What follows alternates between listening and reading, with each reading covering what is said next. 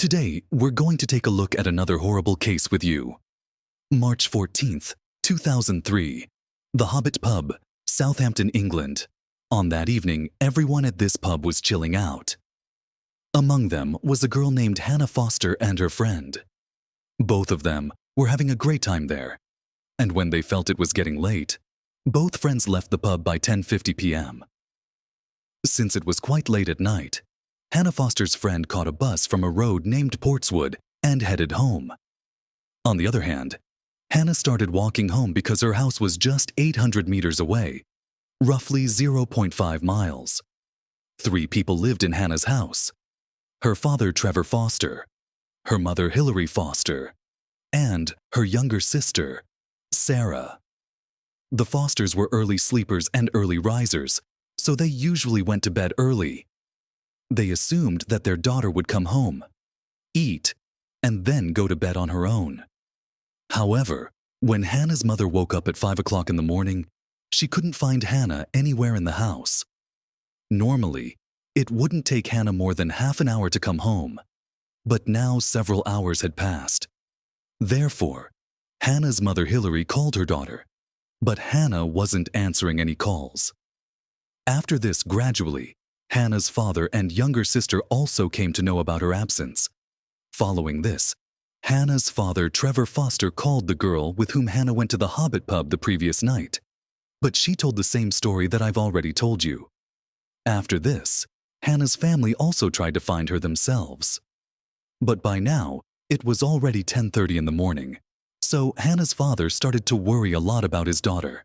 Because of this, he went to the Southampton police station and filed a missing person complaint for Hannah. Now, the police started investigating the missing person case from their side and first traced her phone. The good thing was that Hannah's phone was active, and the police traced the phone through the mobile towers. Actually, the location of Hannah's phone was showing approximately 20 to 25 miles away from her home. The police reached there within an hour. Where the police found Hannah's phone was the city's recycling center, and along with the phone, they also found Hannah's bag there. But Hannah was not found. On March 15th, Hannah was extensively searched for, but her whereabouts were not found. As they continued the search, March 16th arrived, and Southampton police received a call from an anonymous man from the outskirts of the city. He informed them that he had just seen a girl's body in the bushes. A police team was dispatched to the location provided by the man. Since the previous day, the police had been searching for Hannah Foster, and they also had her picture. Therefore, the police first compared Hannah's picture with the discovered dead body, and they believed it to be Hannah Foster's. Subsequently, Hannah's family was also summoned, and upon seeing a member of their family in this condition, they became quite emotional. Nonetheless, the body was then sent for post-mortem. The police had to wait for several hours for it. However, when the post-mortem report arrived, it stated that Hannah was first raped and then murdered by strangulation. However, some traces of the killer's semen were found on Hannah's clothes, and this made the police believe that the case would be solved soon. They expected DNA to be extracted from the semen and matched with the database to find the killer. But the police's imagination proved wrong when the DNA sample of the killer was not found in their database. Anyway, here, the police, losing hope, check Hannah's call details, which leads the investigators to take another step toward solving this case. Actually, Hannah had last called the emergency number 999 from her phone, and the operator had answered the call. The call lasted for 50 seconds. After that, the police reached the operator and collect Hannah's call recording from there. In addition, the operator said, "I kept saying, 'This is the emergency helpline. What's the emergency?' for 50 seconds, but there was no response from the other end.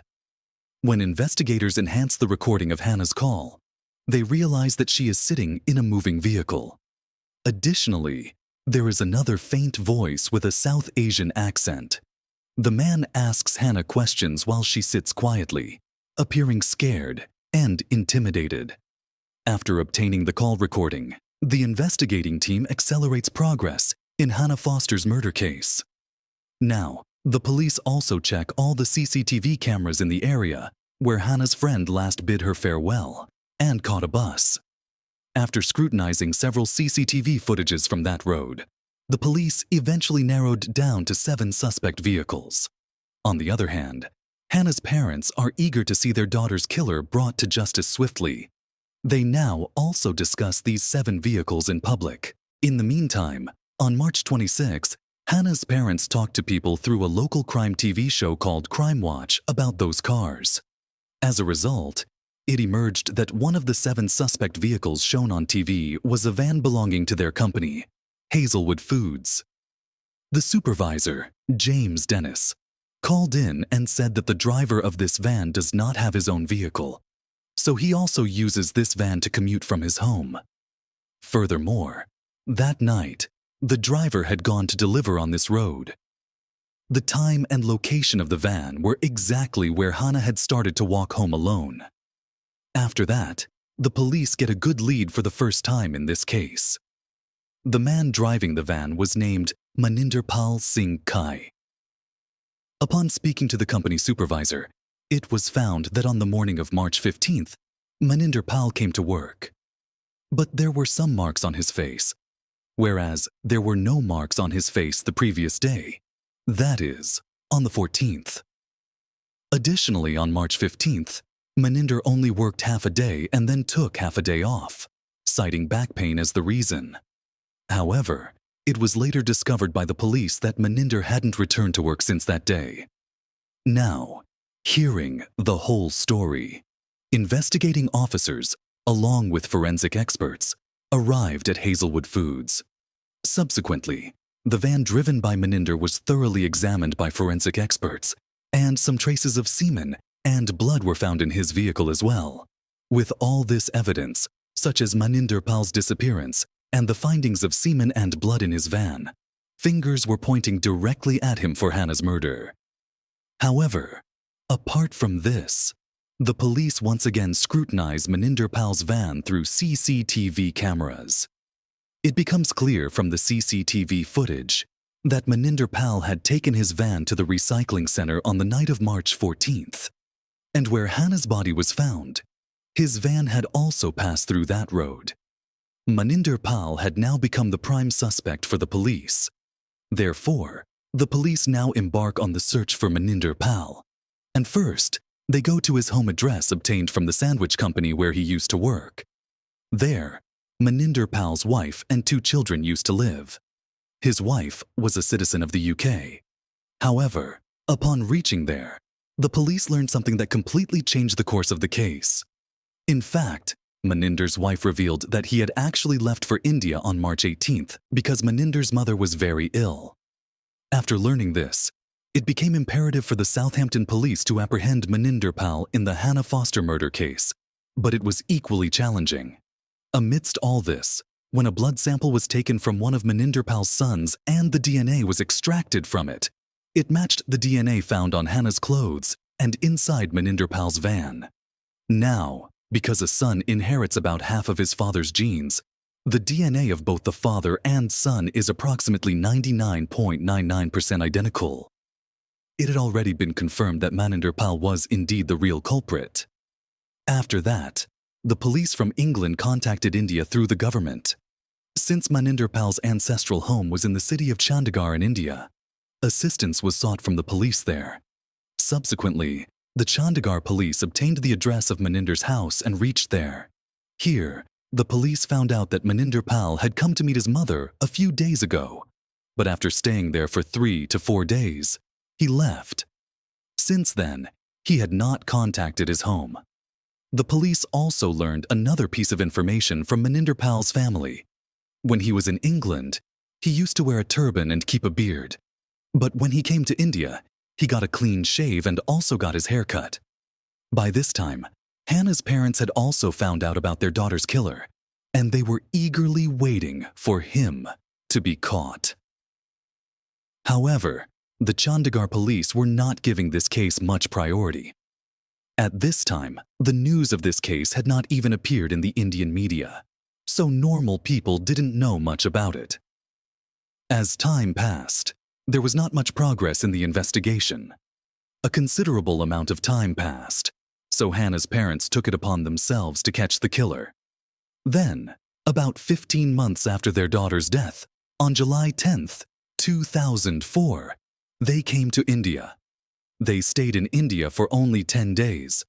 During this time, they went straight to Chandigarh and spoke to the local media there, appealing to catch their daughter's killer, Maninder Pal. Apart from this, Hannah's parents had separate pictures of Maninder. In one photo, he had a beard and a turban, while in another photo, he had shaved his beard and cut his hair. It was easy to identify Maninder through these pictures.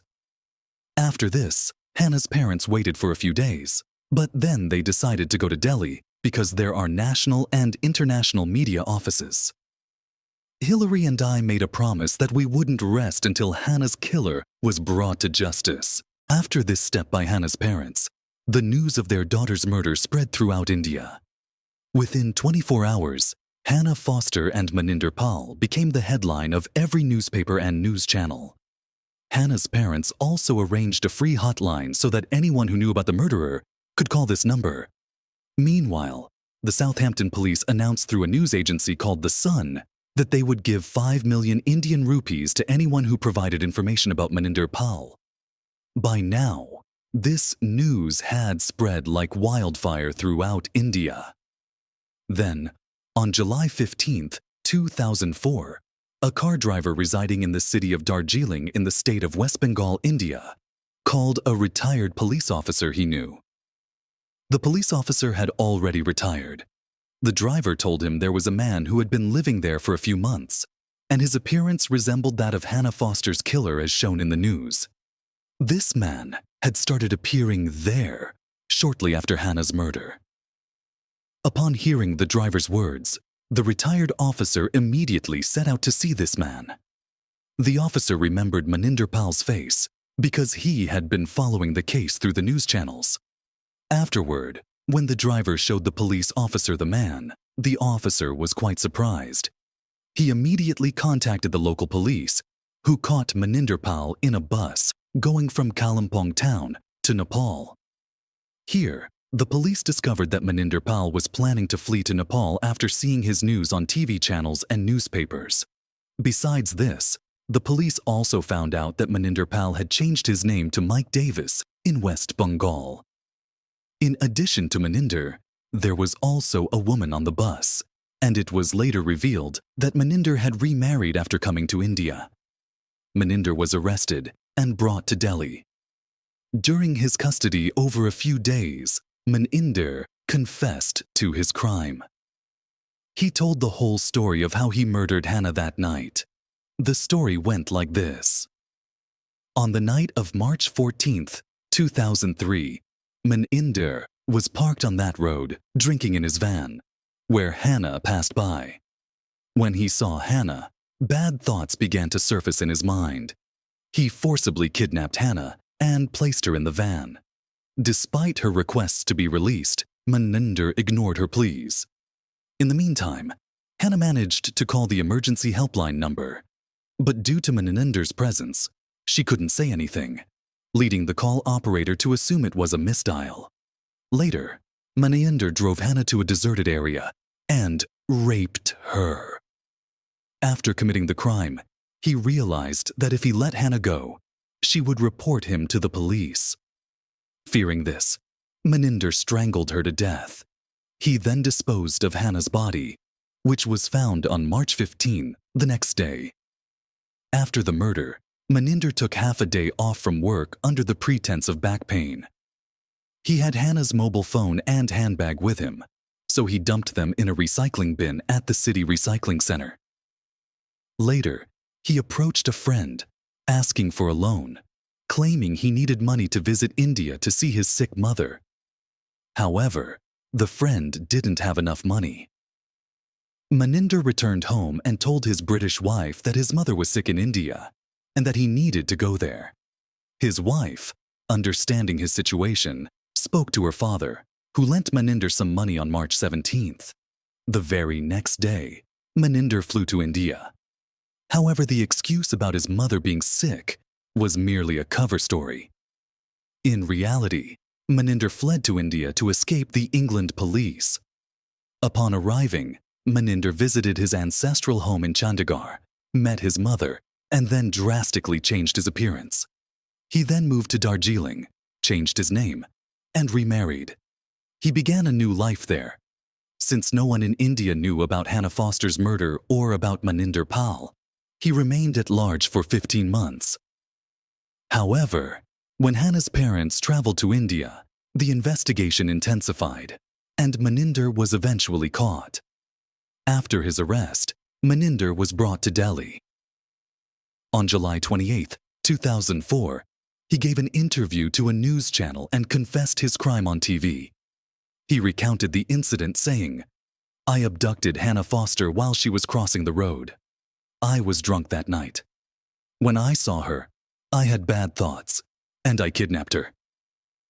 However, while confessing, Maninder claimed, "I didn't intend to kill Hannah, but when I saw her, she started threatening to complain to the police. I threatened her back, but she didn't agree. That's why I killed her. That night, my mind was blank. I told my wife that my mother was very ill in India to justify my departure." In August 2004, Maninder changed his statement, claiming, "I didn't do all this willingly. I was forced to do it." After this, he was placed under judicial custody in Delhi, and the process of his extradition to Britain began. The extradition process took about 3 years, but on June 8, 2007, the court granted permission to send Maninder to England. Once in England, Hampshire police arrested him. A blood sample was taken, which matched 100% with the DNA found on Hannah's clothes and in the van. The trial began on December 10, 2007, at Winchester Crown Court. Maninder pleaded not guilty to all charges.